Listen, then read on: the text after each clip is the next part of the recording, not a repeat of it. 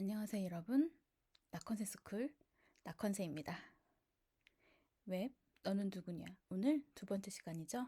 그럼 우리 함께 공부 시작해 볼까요? 저희 저번 주에는 웹은 무엇일까요?에 대해서 배웠습니다. 웹은 무엇이죠? 인터넷상에서 동작하는 서비스, 월드 와이드 웹입니다. 즉, 전 세계적으로 복잡하게 얽혀 있는 망, 인터넷상에서 동작하는 서비스, 이것이 바로 우리가 웹이라고 배웠습니다. 자, 그러면 인터넷상에서 동작하는 서비스, 어떻게 동작을 하는 걸까요? 바로 하이퍼텍스트 기반이라고 말씀을 드렸죠. 하이퍼텍스트, 우리가 네이버에 들어갔을 때 어떤 검색어를 치고 원하는 결과값을 얻었을 때 우리가 보고자 하는 어떤 내용이 있잖아요. 그거를 클릭하려고 하는 순간 클릭한 글씨, 이미지, 영상과 관계 있는 다른 곳으로 연결하는 거, 다른 웹페이지로 연결하는 거, 그걸 우리는 하이퍼텍스트라고 배웠습니다. 자, W3C 기억나시나요? 바로 우리가 보는 이 웹 표준안 제작, 웹의 새로운 표준안을 제안, 기술을 공유하는 기구라고 말씀을 드렸습니다. 이거를 잘 기억해 두세요. 자, 그리고 웹 애플리케이션. 그러면 웹은 어떻게 동작을 하는지에 대해서 한번 이야기를 해봤습니다. 나컨세가 노트북에서 크롬 브라우저에 www.naver.com을 치고 검색을 누르는 순간 우리가 기대하는 건 뭐죠? 네이버의 메인 홈 화면입니다. 자, 브라우저에서 naver.com을 치고 그럼 어딘가에 있는 그 서버에서 네이버, 우리가 눈에 보이는 네이버 페이지에 대한 정보를 담고 있다고 말씀드렸죠.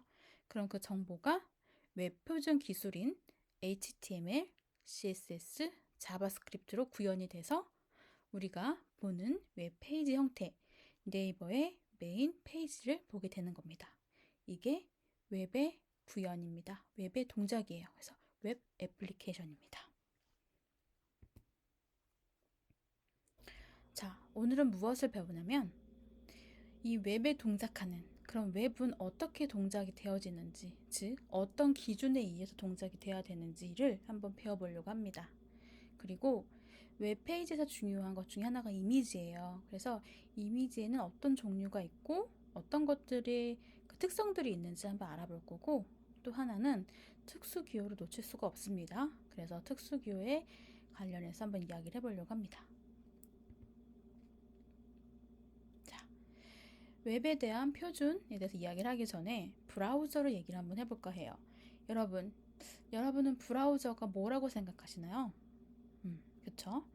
우리가 노트북이나 PC 데스크탑에서 어떤 사이트, 웹사이트를 들어가기 위해서 항상 어디를 거쳐야 되죠? 브라우저를 켜고 거기에서 검색을 해야 됩니다. 자, 구글의 대표적인 크롬이 존재하고요. MS의 엣지가 있죠. MS는 마이크로소프트사입니다. 애플의 사파리가 있고요. 모질라 재단의 파이어폭스, 그다음에 우리가 잘 알고 있는 국내의 네이버 웨이론이 있고 오페라 소프트웨어의 오프라가 있습니다. 또 점점 사라지고 있죠. 아무래도 MS 또 마이크로소프트사의 인터넷 익스플로러가 있습니다. 현재 전 세계 그리고 국내에서도 점유율이 가장 높은 브라우저는요, 구글의 크롬입니다.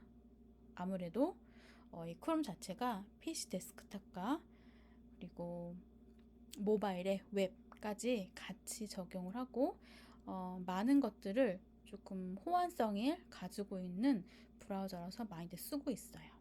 그리고 검색에서 용이하기 때문에도 그 효과도 분명히 있는 것 같습니다. 그리고 그 다음 점유율이 높은 게 마이크로소프트사의 엣지예요. 자, 그리고 애플 사파리는 아마 맥북이나 아니면 이제 핸드폰을 아이폰을 쓰시는 분들은 기본적으로 사파리 브라우저를 사용할 수밖에 없거든요. 그래서 이 사파리 웹이 존재하고요. 네이버 웨이로는 요새 저희가 많이 또 네이버를 쓰면서 점점점 비중이 국내에서는 올라가고 있습니다. 그리고 아마도 모질라의 파이어폭스나 오페라 같은 경우에는 처음 들어보신 분들도 계실 거예요. 이 모질라 파이어폭스나 오페라는요, 약간 유럽 쪽이나 아프리카 그쪽에서 특히 오페라는 더 그쪽에서 많이들 사용하세요. 우리나라는 네트워크 통신이 너무나 잘 발달된 나라 중에 하나이죠. 그러다 보니까 통신상의 문제라든지 아니면 웹페이지 상에서 어떤 뭐 무거운 이미지나 영상을 띄워도 가급적이면 별 문제 없이 다 로딩이 되고 렌더링이 돼요. 그런데 대부분의 유럽은요, 네트워크 상태가 그렇게 좋지 못해요. 특히 이제 아프리카 지역도 그렇게 마찬가지겠죠. 그러다 보니까, 만약에 아무리 용량이 작은 JPG 이미지를 띄우더라도 한 번에 짱 나오는 경우가 거의 없어요. 약간 단계 형식으로 화면이 쪼개져서 이렇게 브라우저에 표현이 되거든요. 그러다 보니까 압축률이 좀 뛰어나고 뭔가에 최적화되고 그런 거에 대한 니즈가 되게 강해요. 그래서 그 지역에서는 특히 크롬보다는 오페라 사용률이 좀 높습니다. 오페라 자체 브라우저가 그런 거를 많이 최적화시키거든요. 그래서 한국에서는 많이 사용하진 않지만 좀 약간 글로벌 기업의 IT 직군에 계신 분들 같은 경우에는 뭔가 그 기업에서 어떤 기능의 웹사이트를 만들게 되면 글로벌 회사이다 보니까 뭐 아시아 지역, 유럽 지역, 다른 지역에서도 거기에도 사용하시는 분들이 계실 거잖아요. 그래서 기본적으로 테스트하는 이 브라우저들이 있어요. 가장 기본적으로는 크롬과 엣지에서 무조건 해봐야 되고요.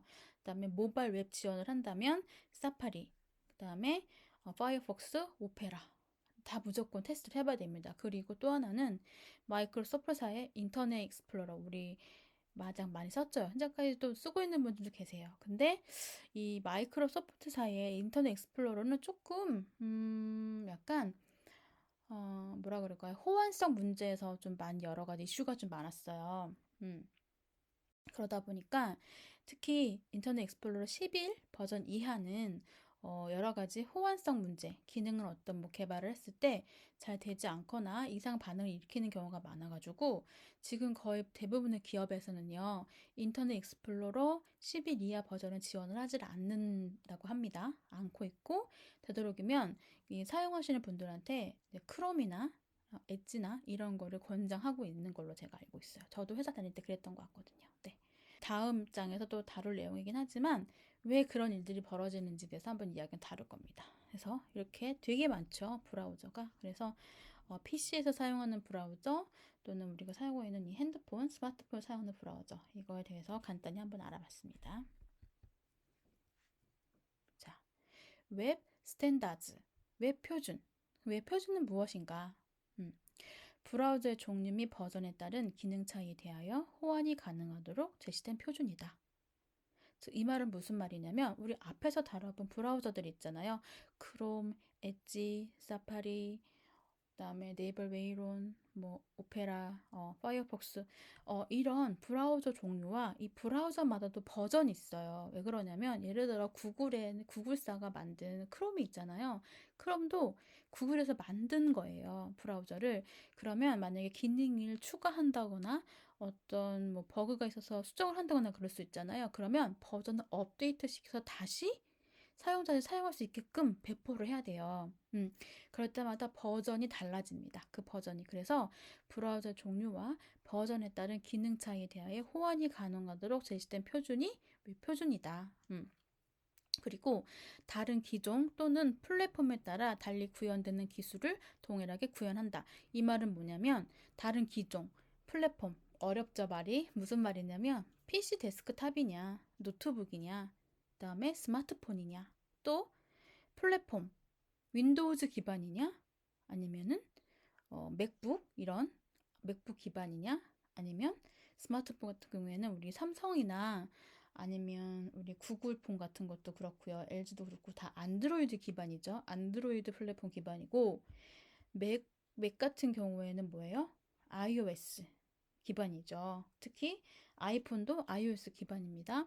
그래서 플랫폼에 따라서 달리 구현되는 기술들을 뭐 이거죠.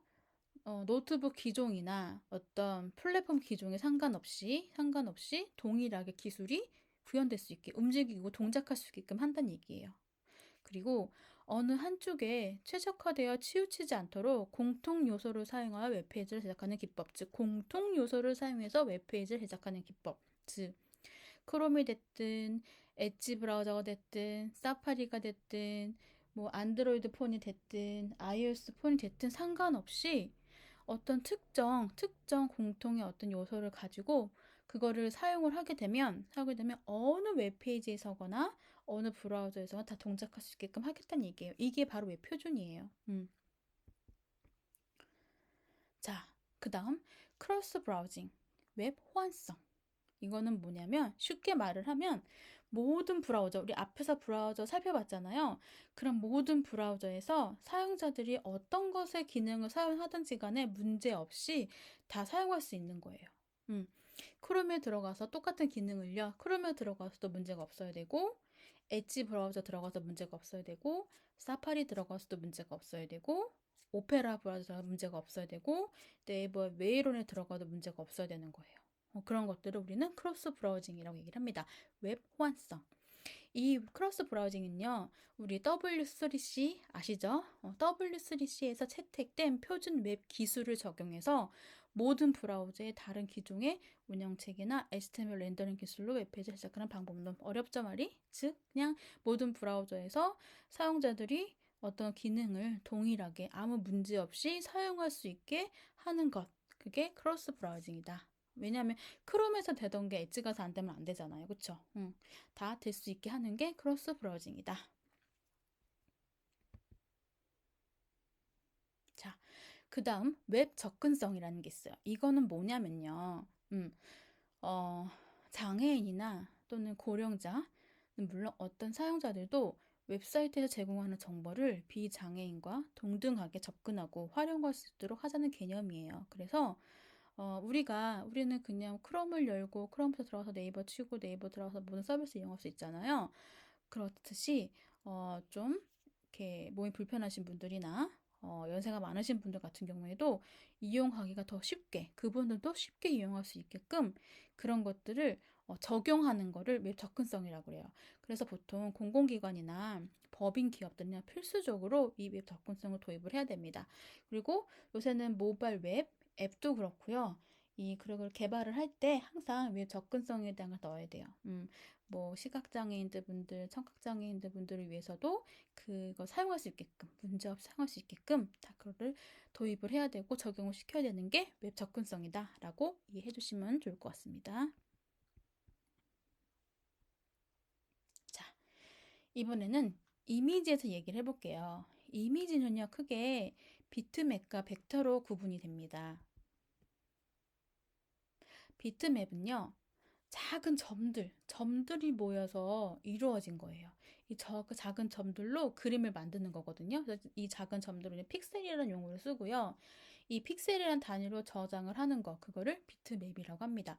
또 다른 말로는 그래픽적 요소로는 레스터 방식으로 저장을 한다고 얘기도 해요. 이렇게 알고 계시면 됩니다. 자, 이 비트맵은요. 점들로서 표현을 하니까 되게 디테일한 작업을 할 때 많이 좋겠죠. 그래서 정교하고 다양한 색상 표현이 가능해요. 대신에 우리가 이렇게 점들로 찍어서 하다 보니까 되게 디테일한 걸 표현한다거나 색감을 많이 쓰게 되면 어떻게 됐어요? 용량이 커지게 됩니다. 그래서 그런 약간 용량이 커지는 것도 있을 수 있다. 그리고 또 하나는 대신에 이미 만들어진 비트맵을 만들었는데 얘를 확대하거나 일부러 줄이게 되면 우리 흔히 이미지가 깨졌다라는 표현을 하잖아요. 그거는 보통 비트맵으로 만들어졌기 때문이에요. 픽셀이 깨져서 약간 계단 모형처럼 모습이 보이게 돼요. 그게 뭐냐면 계단 하나 자체가 픽셀이거든요. 그게 다 깨진 거예요. 깨져가지고 그 작은 점들이 일그러진 거죠. 어떻게 보면은 원래 만들었던 것보다. 그래서 약간 그런 단점이 있다라는 걸 아시면 될 것 같아요. 그리고 이 비트맵을 사용할 수 있는 툴이 있는데 일반적으로는 윈도우즈 우리 사용하게 되면 그림판 있으시잖아요. 그림판이랑 포토샵에서 이걸 다루게 됩니다. 그리고 비트맵의 종류에 있는 그 이미지 확장자 포맷은 뭐가 있냐면 JPG, GIF, PNG, BMP가 있어요. 자, 벡터는요. 비트맵과는 정반대로 수학적 방식을 기반으로 점, 선, 도형을 이용해서 그리는데 이거는 이미 함수값을 미리 어떤 것이다 라고 이미 정해진 거예요. 그래서 그 정해진 함수값을 사용해서 만들어진 거기 때문에 비트맵처럼 확대나 축소를 했다고 하더라도 이미지가 깨지지 않아요. 즉 용량 변화가 거의 없어요. 하지만 문제는 뭐냐면 비트맵은 점 단위로 내가 그거를 다 표현할 수 있기 때문에 색감이나 디테일한 모습을 표현할 수 있잖아요. 그런데 비트맵 이미지만큼 이 벡터는요 그렇게 표현이 안 돼요. 이미 정해진 함수값으로 내가 그 값대로 만들었기 때문에 그래서 자연스러운 색상 표현이 어렵다고 합니다. 대신에 이 벡터는요. 아까 말씀드린 것처럼 확대나 축소했을 때 이미지가 깨지지 않기 때문에 고퀄리티의 선명함을 유지할 수 있다고 해요. 색감을 그대로 유지를 하는 거죠. 그렇기 때문에 디자인 작업이나 포스터, 광고 이미지 작업에 되게 맞다고 해요. 그리고 이 벡터 이미지 같은 경우에는요. 사용할 수 있는 툴이 일러스트레이터예요. 그래서 보통 디자인 작업 하시는 분들은 이 포토샵과 일러스트를 많이 작업하세요. 아까 비트맵, 즉 JPG, PNG, GIF 같은 경우 다룰 때는 포토샵을 다룰 수가 있거든요. 거기에서 만들고 고퀄리티를 뽑기 위해서 일러스트에서 이거를 벡터로 변환을 해서 사용을 하세요. 그렇게들 많이 작업을 하세요. 그래서 디자이너 분들은 포토샵과 일러스트를 꼭 두 개를 다 알고 계시죠. 대부분 왔다 갔다 호환을 해야 되니까. 자, 그러면 비트맵의 참 종류였던 JPG에 대해서 좀 우리 한번 알아볼까 해요. 우리가 보통 이미지 하면은 JPG 확장자를 많이 가지고 있고 많이 저희가 쓰죠. 그래서 가장 많이 쓰이는 이미지 형식입니다. JPG는요, 24비트 굉장히 큰 겁니다. 그래서 다양한 색을 표현할 수가 있어요. 되게 많은 색을 표현할 수 있는 거예요. 24비트면. 그래서 고해상도 표시 장치에 적합하다고 얘기를 해요. 그리고 대신에 JPG는요, 저장을 할 때요, 압축을 하는데요. 압축은 어떻게 하면 손실 압축 방식이라고 해요. 이게 뭐냐면 이미지의 용량을 줄이면서 저장을 하는 거예요. 그래서 압축률이 매우 좋습니다. JPG 파일은. 그래서 사진이나 예술 분야에서 많이 사용돼요. 왜 그러냐? 높은 압축률을 요할 때 사용하기 때문이에요. JPG는 되게 높은 압축률을 필요로 할 때 사용하는 방식이다. 라고 보시면 돼요. 압축률이 좋아서 사진 예술 분야에서 많이 사용되고 손실 압축 방식을 사용한다. 그래서 뭐가 있냐면 JPG 파일을 우리가 열어서 그림판이나 포토샵에서 걔를 또 수정하잖아요. 그러면 수정할 때 또 한 번 압축이 일어나면서 손실 압축이 일어나요. 그래서 같은 파일을 만약에 4번, 5번 저장을 하잖아요. 수정을 하고 그러면 약간 손실이 많이 일어나요. 그래서 내가 원본보다 많이 손실된 게 좀 눈에 보이는 경우가 많이 있거든요. 그래서 JP 작업을 하실 때는 약간 이런 점을 잘 참고를 하셨으면 좋겠다는 말씀을 드립니다. 자, 그리고 PNG가 있어요. 자, PNG가 나온 배경은요, GIF의 대체 포맷이라고 해요. 이 PNG는요, JPG랑은 별개로 비손실 압축 방식이에요. 그래서 또 하나는 W3C에서 권장하는 포맷이기도 합니다. 이 PNG는요, 자, 우리 아까 JPG는 24비트를 지원한다고 그랬잖아요. 근데 PNG는 8비트, 24비트 두 개 다 사용이 가능해요. 즉 무슨 차이냐? 8비트를 구성을 하게 8비트는 색감이 좀 적어요. 256개밖에 색감을 표현을 하지 못하기 때문에 적어요. 그래서 대신에 PNG는 8비트, 24비트까지 두 개 다 사용 가능하다. 그리고 비손실 압축 방식이다. 그 다음에 PNG의 가장 특징은 뭐냐면 바로 알파 채널을 지원한다는 거예요. 바로 투명도예요. 이게 무슨 말이냐? JPG는요, 아무리 어떤 그림이 있고 배경색을 하얀색으로 하더라도 그거는 하얀색이라고 이미 인지를 한 거예요. 색이 있는 거예요. 하얀 배경으로 한다고 하더라도. 하지만 그래서 그 배경이 있는 거거든요. 근데 PNG는 지금 화면 보시는 것처럼 예를 들어서 지금 여기 보시는 이미지가 있죠. 이 이미지가 JP 이미지예요. 이거는 JP 이미지인데 얘를 지금 PNG로 바꿔봤어요. 즉 무슨 말이냐? 지금 이 낙헌새 스쿨 오픈 그다음에 이런 그림 같은 거는 남겨두고 뒤에 배경이 없는 거예요. 투명 배경인 거예요. 이게 투명 배경인 거예요. 이렇게 투명 배경으로 이 이미지를 저장할 수 있는 게 바로 이 알파 채널 지원 투명도예요. JPG는 이게 되지 않아요. 아무리 하얀 배경이도. 근데 이게 지금 바둑알처럼 뭔가 생겼잖아요. 이게 지금 투명 배경인 거예요. 그래서 얘를 어디다 갖다 놓게 되면 PNG 형태에 갖다 놓게 되면 바탕색인 투명이기 때문에 만약에 여기다 올린다고 그러면 그냥 이 글씨체 이런 것만 보이게 되는 거죠. 무슨 말인지 되시겠죠? 뒤에 배경이 없는 거예요. 투명한 거예요. 그래서 투명한 형태로 저장할 수 있는 거를 PNG라고 해요. 우리 흔히 우리 그런 거 있죠. 어떤 이미지가 있는데 지금 얘처럼 나는 이 낙헌세스쿨 이것만 필요해라고 한다면 만약에 그런 게 있다고 한다면 누끼따기 사이트를 가서 JPG 이미지를 올려놓고 누끼따기를 해요. 그러면 이렇게 투명 배경이 생기고 애들이 생기고 저장을 하잖아요. 그러면 PNG 파일로 저장이 돼요. 그 얘기는 뭐냐? 알파 채널이 지원되기 때문이다. 투명도. 즉 어떤 이미지에 이 배경을 투명하게 저장할 수 있는 거 그게 보다 PNG다라고 아시면 될 것 같아요. 그리고 비손실 압축 방식이다. 자, GIF는요, 얘는 8비트만 지원해요. 그러니까 되게 색감이 적죠. 그리고 얘도 비손실 압축 방식을 가지고 있습니다. 얘의 특징은 뭐냐면 여러 장의 이미지를 한 개의 파일에 담을 수 있어요. 그래서 우리 움짤, 애니메이션 이런 거 만들 때 GIF로 만들죠. .gif 확장자를 쓰게 됩니다. 그래서 PNG, 자, 보세요. PNG가 GIF 대신에 나왔다고 그랬잖아요. 그런데도 우리가 GIF 쓰는 이유는 뭐겠어요? 자, PNG는 여러 장의 이미지를 한 개 파일에 담을 수가 없어요. 그래서 GIF를 쓰는 이유입니다. GIF는 여러 장의 이미지 한 개를 파일 담을 수가 있기 때문에. 그래서 움짤이나 우리 애니메이션 만들 때는 다 GIF로 만들게 됩니다. 자, SVG 이거는 뭐냐? 벡터 그래픽을 표현하는 포맷이에요. 얘도 확장자 .svg인데 좀 달라요. 얘는 뭐가 다르냐? 기존의 JPG, PNG, 그다음에 GIF는 정말 그 하나 자체가 이미지잖아요. 근데 얘는요, 뭐냐면 코드 혹은 파일로 사용 가능해요. 나중에 우리가 어떤 실습 예제를 할 때 SVG에 대해서 얘기를 한 번 더 다룰 거예요. 즉 뭐냐면 얘는 이미지 하나가 아니라 그 안에 SVG한 태그 안에 여러 가지 코드들이 심어져 있어요. 코드들이 심어져 있어요.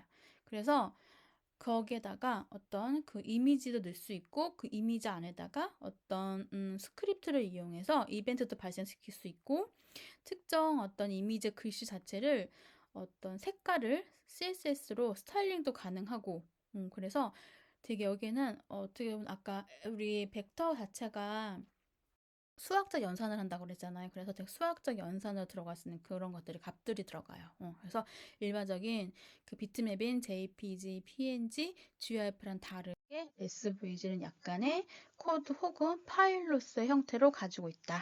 이렇게 일단 이해하고 계시면 됩니다. 자, 그 다음에 웹피라는 게 있는데 이건 뭐냐? 구글에서 개발한 이미지 포맷이에요. 손실, 비손실 압축을 다 지원하고 압축률이 매우 뛰어납니다. GIF 같은 애니메이션도 지원을 하고요. 알파 채널 지원도 하게 됩니다. 즉 투명 배경을 지원한다는 거죠. 손실, 비손실 모두 다. 그리고 JPG, PNG, GIF를 대체할 수 있습니다. 이렇게 좋은데 너무 좋죠? 너무 좋아요. 자, 손실, 비손실 압축 지원에 압축률도 뛰어나. 그다음에 GIF 같은 애니메이션도 만들 수 있어. 알파 채널 지원도 해. 투명 배경도 만들 수 있어. JPG, PNG 대체를 하는데 근데 왜 이렇게 우리가 지금 현재 많이 알고 있질 않을까요? 그 이유는 초반에는 얘를 지원하는 브라우저가 많이 없었어요. 버전에 따라서도 많이 달랐어요. 지원을 안 하는 브라우저가. 현재는 좀 많이 지원을 한 편입니다. 그리고 또 하나의 문제는 뭐냐면 우리가 JPG나 PNG나 GIF는 예를 들어서 뭐 그림판이라든지 포토샵이라든지 아니면 다른 어떤 무료 디자인 툴에서 다 사용 가능하잖아요. 근데 이 웹피는요, 얘를 다시 변환을 하는 중간에 한번 변환을 해야 되는 프로그램이 반드시 필요해요. 얘를 바로 사용할 수 없어요. 얘를 바로 사용할 수 없어서 만약에 우리 JP 누르면 JP 이미지가 뜨고 그걸 어떤 편집 툴로 이동 가능한데 웹피는 그렇지가 못해서 중간에 변환할 수 있는 다른 게 필요했는데 다행히 올해 제가 알기로는 포토샵에서 이 웹피도 사용할 수 있게끔 지원한다고는 알고는 있어요. 근데 저도 아직 사용을 하지 못 해봤는데 그래서 점점 이 웹피에 대한 어떤 그 사용량이 늘어나고 있는 추세는 맞는 것 같아요. 왜냐하면 구글 자체에서도 지금은 거의 현재 이 웹피 형태의 이미지를 많이 사용하고 있는 걸 제가 알고 있고요. 카카오에서도 점점 이미지를 웹뷰로 많이 확장하고 있는 것 같아요. 왜 그러냐면 가장 큰 좋은 점이 압축률이 매우 뛰어나서 그래요. 웹피가. 압축률이 어마어마합니다. 일반적으로 JPG, PNG를 정말 더 JPG도 압축률이 뛰어나 말씀드렸잖아요. 근데 걔보다 더 압축률이 높을 수 있어요.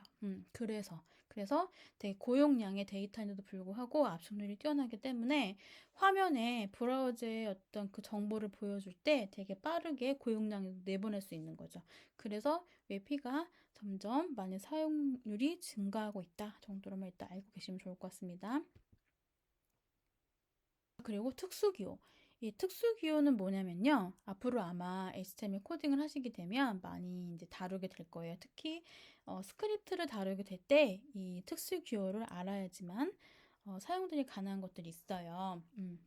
근데 일반적으로 알고 계실 거예요. 우리 노트북 답판 보면은 숫자 있는 키 위에 보면 물결 표시도 있고, 우리 흔히 느낌표, 골뱅이, 샵, 달러, 뭐 퍼센티, 뭐 이런 얘기 많이 하잖아요. 그런데 이게 전문적으로도 용어가 별도로 있어요. 예를 들어서 뭐 그레이브, 틸드, 우리 물결 표시 틸드라고 해요. 우리 느낌표라고 하지만 익스크러메이션이라고 얘기를 하고요. 우리가 흔히 메일 주소를 쓸 때 들어가는 공간에 골뱅이라고 하는데, 골뱅이라는 얘기도 하지만 @이라는 용어도 써요. 전문적인 @이라고도 하고 @이기도 하고, 그다음에 샵도 샵, 넘버, 우물정, 그다음에 달러 사인, 퍼센트 이런 얘기도 쓰고 있고, 그리고 이제 우리는 흔히 꺽쇠라고 하죠. 꺽쇠인데 캐럿이라는 표현이가 있고, 앰퍼샌드, 그 다음에 에스터리스크. 우린 별표라고 하는데 에스터리스크라는 표현을 많이 씁니다. 그 다음에 마이너스, 대시 많이 쓰죠. 근데 하이픈 이런 용어를 많이 쓰고요. 우리는 언더바, 밑줄 이런 말을 쓰는데 언더스코어 아니면 로데시라는 말을 많이 쓰고요. 이퀄 뭐 이런 거, 그다음에 커테이션, 큰 따옴표 커테이션, 그다음에 작은 따옴표를 우리는 아포스트로피라고 얘기를 해요. 그래서 이런 식으로 용어들을 쓰고 있어요. 뭐 콜론, 세미콜론, 콤마, 피리어드, 닥점, 뭐 슬래시, 버티컬 바, 백슬래시, 그다음에 역슬래시 이런 것들이 있거든요. 그래서 여러분들께서도 이런 것들을 한번 이제 앞으로 계속 익숙해지실 거예요. 그래서 당장 외울 필요는 없으시고요. 이제 계속 이제 특히 뭐 HTML보다는요, 아마 자바스크립트를 하실 때, 많이 사용을 하게 되실 거예요. 어떤 값을 가지고도 구분을 하거나 값을 어떤 연계를 하거나 할 때도 이 특수교를 사용할 수밖에 없거든요. 그래서 그런 것들은 찬찬히 한 번 더 나중에 다뤄보기로 하겠습니다. 그래서 오늘은 이렇게 웹 표준안에 대해서, 크로스 브라우징이 뭔지, 웹 호환성이 뭔지를 한번 알아봤고, 그다음에 이미지에 대해서도 한번 알아봤고, 특수기호도 간단히 한번 알아봤습니다. 자, 다음 시간에는요, 우리가 이 HTML, CSS, 자바스크립트를 우리가 개발하고 코딩하기 위한 툴이 있어요. 이제 그런 툴들을 우리 이미 비주얼 스튜디오 코드를 사용을 할 거지만 그 외적으로 어떤 툴들이 있는지에 대해서도 한번 다뤄볼 거고요. 그래서 그런 내용들을 다음 시간에 한번 다뤄보도록 하겠습니다. 그러면 여러분 오늘도 너무 수고 많으셨고 다음 시간에 만나요.